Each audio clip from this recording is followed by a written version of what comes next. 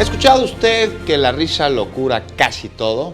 Pues de eso precisamente se trata la risoterapia, técnica que ofrece beneficios mentales y emocionales. Su práctica en grupo resulta positiva para quienes la practican. Está esto comprobado. Pero, ¿qué es la risoterapia? Se lo decimos.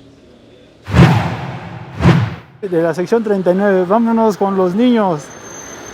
Desde temprana hora, Óscar y algunas de sus compañeras enfermeras preparaban todo para celebrar el Día del Niño en el Hospital Adolfo López Mateos.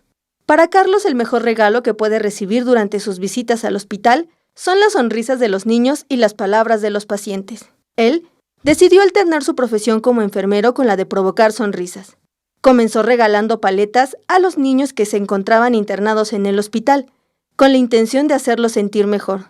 Ahora es un programa en el que participan varios de sus compañeros. Después mucha gente se fue sumando a la causa y ahorita ya somos muchos los que venimos y bueno, no lo hacemos por lo que van a hacer, sino por lo que son, sino por lo que van a llegar a ser todos estos niños que los tenemos aquí coartados de su libertad de un niño sano. Este 30 de abril se disfrazó del personaje de Darth Vader, con el que recorrió los pasillos del área de pediatría junto con sus compañeros, algunos también disfrazados.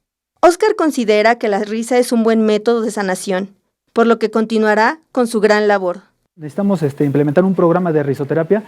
Al reír, tu cuerpo secreta endorfinas y pues al momento que ellos se genera un bienestar. Una labor que sale del alma, que no espera una recompensa económica y que a pesar del estado en el que algunos niños se encuentren, Óscar debe sonreír para darle su mejor cara.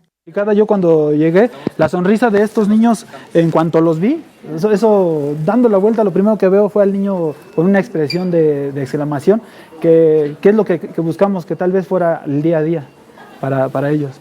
¡Feliz Día del Niño!